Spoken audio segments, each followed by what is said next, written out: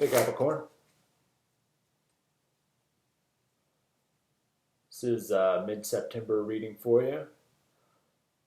It's funny because all the cards in the bottom of the deck while I was shuffling off camera were, cards that I typically think had a negative connotation. Of course, like tarot is very contextual, but then as soon as I started shuffling on camera, I start seeing more positive cards show up there.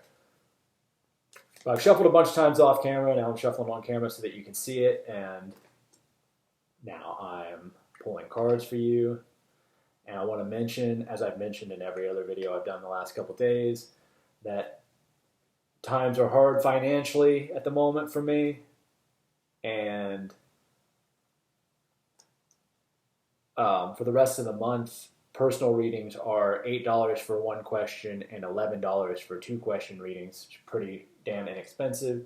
So if you're interested at all in that, please contact me through the information in the description box. And if not, that's okay too.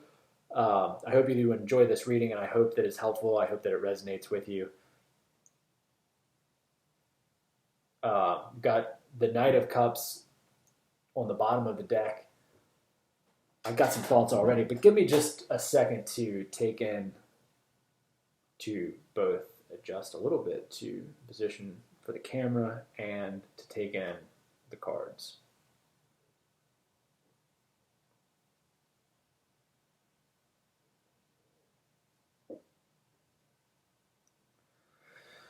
Okay, I feel like there's a lot of romantic relationship energy here, that there is somebody who is very much your counterpart, that is very much somebody that you see as your divine counterpart. Obviously, gender roles can be reversed here, but I'm kind of seeing you as this King of Swords, and the figure here on this Seven of Pentacles looking down here at the Queen of Swords. That you're kind of connected by these two cards, the Seven of Pentacles and the Eight of Strength, the Strength card. That you're kind of divinely bound. Like this, it's almost like the infinity symbol above the head of the figure on the Strength card represents your divine connection. It's almost like this bond between these two figures here. Not to mention the fact that these are the King and Queen of Swords. That these are people who understand one another, that they connect as equals, that they have a lot of common ground and feel like shared responsibility. And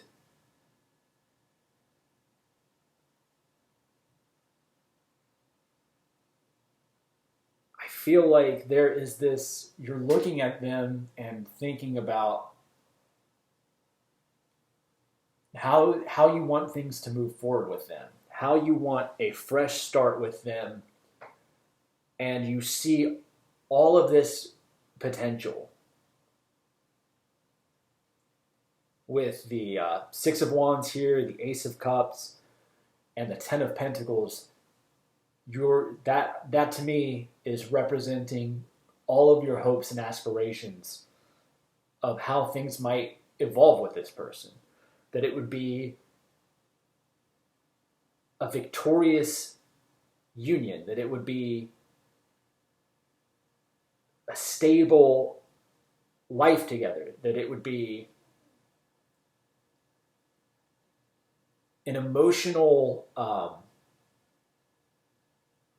vessel that is continually replenishing itself, that it's somebody that you could grow with, that it's somebody that you could, that even though you have this deep connection, that you will continue to evolve through life and continue to discover new facets of one another, that you'll continue to bring forth new facets of one another. And But then there's this Seven of Swords down here, and it's anomalous in the rest of the reading. It's the only thing that is at all like this. So there is something that is taking from this. There is something that is in the way. There's something draining about this connection. There is a lot that is really positive and really hopeful, but there's also something that I think that you don't realize. Because the way I've been seeing it as I'm talking this out is you all starting here as this King and Queen of Wands. And you're starting out with this common ground, these shared attributes between you two that you connect over, and talking about bringing forth other things without yourself. Maybe this Queen of Wands or this Queen of Swords has a passion that is as yet unknown to the King of Swords, and maybe unknown to some extent to the Queen of Swords herself, that she doesn't realize the depths of her passion. And maybe this King of Swords comes across as somewhat stoic, but has an emotional depth that is uncommon, and is not fully understood by the Queen of Swords. And again, you could reverse the roles. It's just the point of that there are these other facets that you don't know. And to me, like, they're both looking in the same direction. They're both looking into the future. As these attributes come forth, they remain on the same page, even though they're seeing each other evolve into different people. They don't lose focus on who they are and who they are together and where they want to go together. But then behind them, they're looking in this direction. They're looking toward the future. But then behind them is this Seven of Swords character, where he's sneaking away in the other direction behind their backs. So there is this element of, and I'll ask for clarifier. Yeah, I'll do it right now. What is going on with this Seven of Swords? What is this about? Two of Cups.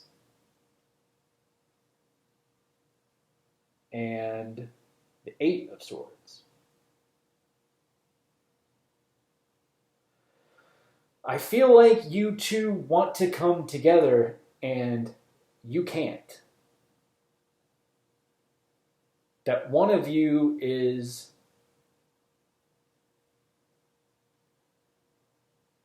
bound in some way.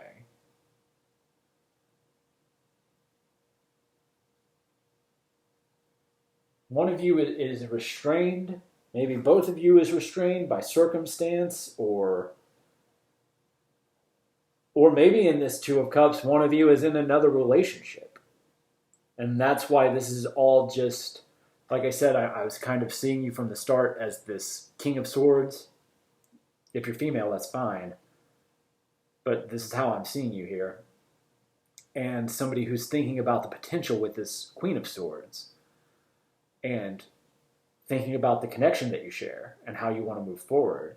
But then I see this, asking for clarity on this Seven of Swords and get this Two of Cups, which suggests, being in partnership with somebody, which would be good normally. But I feel like this partnership in this context is leading to somebody being kept away from this other connection. I think at some point, because at this point we come to the Eight of Wands, at some point there's going to have to be communication about this situation. that if you want to actually move forward, and I think both of you are thinking about this, I think both of you recognize that at some point there will have to be more open communication. But for right now, you are just having to wait. You're just having to wait patiently because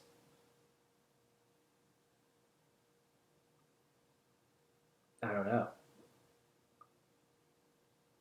Because this person is either you or this person. I don't know. Maybe you're in a relationship with somebody, but you have these feelings about somebody else. And in this context, it could actually, I think what I said before about the King of Cups and the Queen of Wands still stands, but these clarifiers bring forth another scenario here of perhaps trying to align yourself, or they're trying to align themselves with somebody who's not as compatible.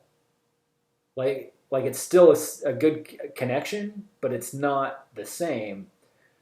And that is what's stealing from the connection that you're hoping to have. So I'm going to pull a couple of these oracle cards to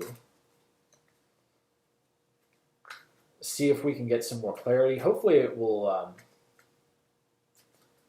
tell us more about the direction things are going to go in, but it may just offer further clarity or further confirmation of what I've read so far, because that happens a lot. And we'll close out the reading from there.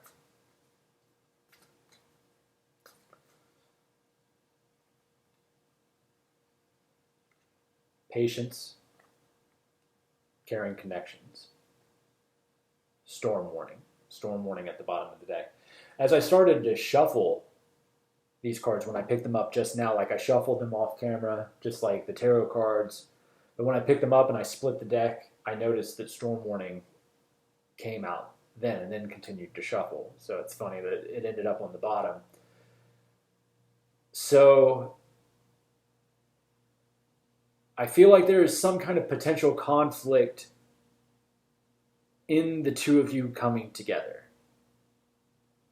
But I do think that in time, you will. Actually, this came out in Libra's reading the same way, very similarly. It ended with the Four of Swords. If you have Libra in your chart, or you are connecting with a Libra or hope to connect with a Libra, you might want to watch that reading. Because it ended up with the Four of Swords in the same position,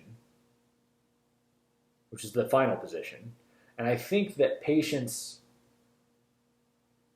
I think I actually pulled Patience. It may have been on the bottom of the deck for the Oracle cards, but it was there too.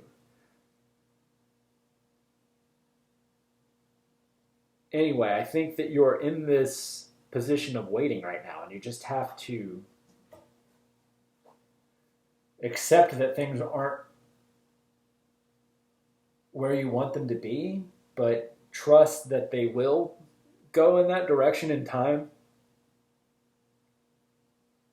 Because I think that there's a genuine love, there's genuine affection between you and this person, that there is something real and that there's something worth pursuing, and that you recognize that. I think that you both recognize that right now, but you both also know that there is something standing in your way, which is a theme, a very prominent theme in all of the readings I've done today. And they've not all been relationship, but there's this theme of a barrier between where you are and where you want to be right now. I think you see this person, like I said, I think you see this person, I think that they see you. I think that this person who is in a relationship is not thrilled. like I said, I think that they have a solid relationship with the person that they're with, but I also think that they recognize that it's not what they have with this other person, and they don't feel like there's any way that they don't know what to do to move forward in the way that they want to move. So I hope that resonates with you, Capricorn. There's so much positive potential here for things to go really well, and I think that they will over time. So hang in there, be patient, trust the process that's unfolding in your life right now, and have a good rest of your month. Take care of yourself. Bye.